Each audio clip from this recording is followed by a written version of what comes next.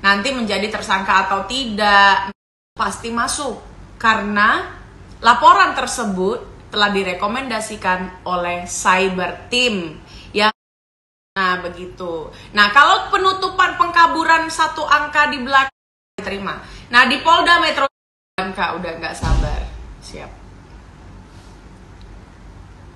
Oke.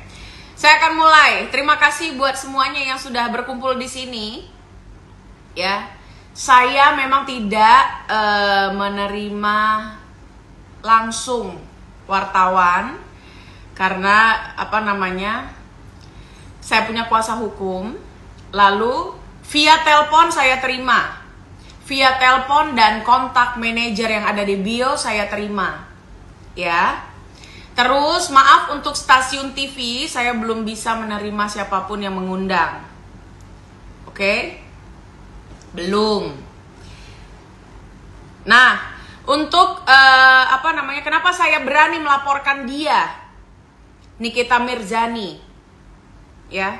Karena itu sudah keterlaluan memposting hoax dan pencemaran nama baik.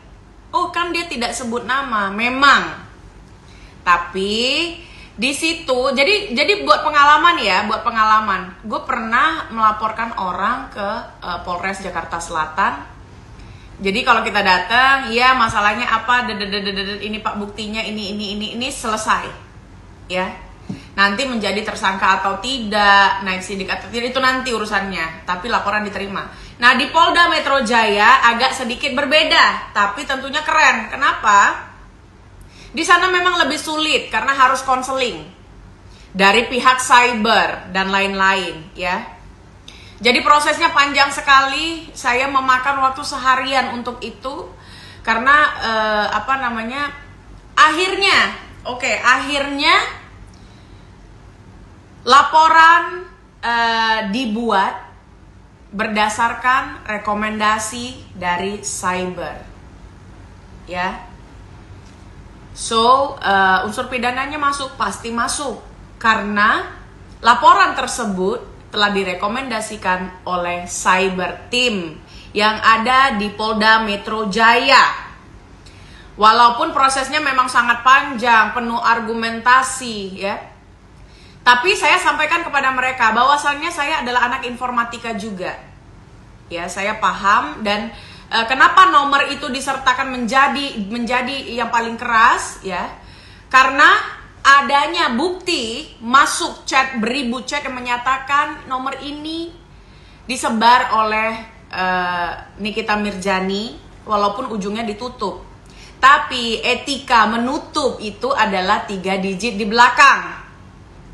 Ya, karena saya orang provider, saya tahu. Nah, begitu. Nah, kalau penutupan pengkaburan satu angka di belakang itu berhasil, lantas kenapa orang bisa menchat saya dan menyerang get kontak saya dengan nama-nama yang tidak manusiawi? Ya. Apakah ada kerugian daripadanya? Pasti ada, karena saya punya bisnis. Ya. Saya punya rekan kerja. Karena saya wanita karir, bukan pengangguran. Walaupun saya terlihat di sosial media. Sosial media dan influence ini bagian daripada pekerjaan saya. Apakah saya digaji? Tidak. Ya, untuk berita-berita yang beredar menyatakan ini itu, stop pembodohan masyarakat. Ya. Pasalnya kenapa cuman pasal 27 ayat 3, Junto 45 ayat 3? Memang itu dulu yang direkomendasikan oleh cyber. Tapi nanti akan ada pengembangan ketika penyidikan beserta orang-orang yang terlibat di dalamnya. Kenapa ada pengembangan? Karena chat pribadi yang dilakukan oleh satu arah antara saya dan Fitri Salhuteru disebarkan oleh pihak ketiga yang bernama Nikita Mirzani. Ya, begitu. Apa pembuktiannya kalau itu adalah chatting saya? Karena sama persis dengan chat yang ada di saya, di WhatsApp saya, dan itu sudah saya jadikan file di email.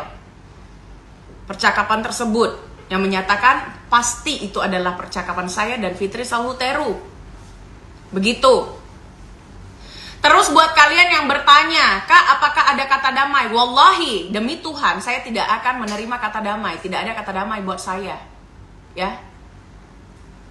Karena apa? Karena mempertimbangkan perilakumu yang terlalu brutal, menghantam sana, menghantam sini. Dan sorry buat netizen saya, kalau kalian adalah lovers, jangan kirimkan isu apapun untuk memecahkan fokus kita kepada saya. Jangan itu biarin aja, anyepin saja. Karena apa? Akun-akun itu adalah akun-akun bodong yang menurut saya di dalamnya pengelolanya adalah tim-tim yang pro mereka yang tidak berakal. Karena sejatinya orang-orang berakal itu tidak akan menyerang atau berdemokrasi dengan cara-cara yang salah. Begitu. Ya. Apalagi kira-kira yang mau kalian tanyakan? Nanti, saya mau kasih tahu sama kalian begini. Dengan statement dia yang selalu bilang seolah-olah dirinya adalah kebal hukum, saya pastikan dia tidak punya backingan siapapun. Karena terutama laporan yang saya kirimkan, yang saya layangkan, itu saya jamin penegak hukum akan berlaku seadil-adilnya. Ya, tidak ada intervensi dari siapapun. Saya pastikan itu akan berjalan karena memenuhi unsur tersebut. Saya ulangi sekali lagi, kenapa memenuhi unsur tersebut? Karena laporannya dari Polda Metro Jaya itu telah lolos rekomendasi dari pihak cyber Polda Metro Jaya. Begitu. Ya. Memang prosesnya agak lama, dari siang sampai malam saya di sana dengan segala argumentasi. Ya. Pada saat itu saya tidak membawa kuasa hukum. Saya sendiri. Sehingga terjadi argumentasi di sana. Tapi argumentasi itu untuk mencocokkan ya apa yang menurut saya bisa yang tersurat dan tersirat, bahasanya seperti itu kan, begitu ya kan. Nah, jadi tidak ada kebal hukum dan tidak ada backingan. Saya tidak peduli dengan itu. Saya akan berkoar-koar kemanapun ketika ada kejanggalan ya. Tentunya di sini kita melibatkan masyarakat atau warganet.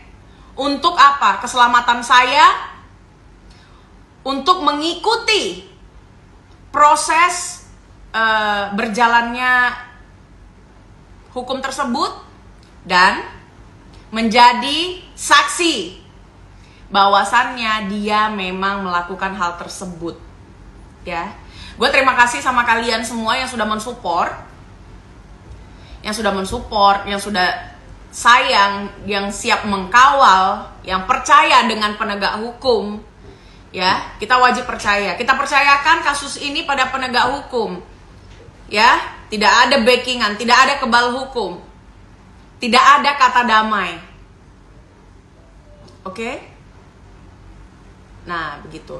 Oke, jadi untuk live streaming kali ini saya usaikan dahulu karena akan saya buat di YouTube ya. Nanti kita live lagi setelah ini untuk yang santai-santai. Terima kasih semuanya. Namaste, Om Swastiastu.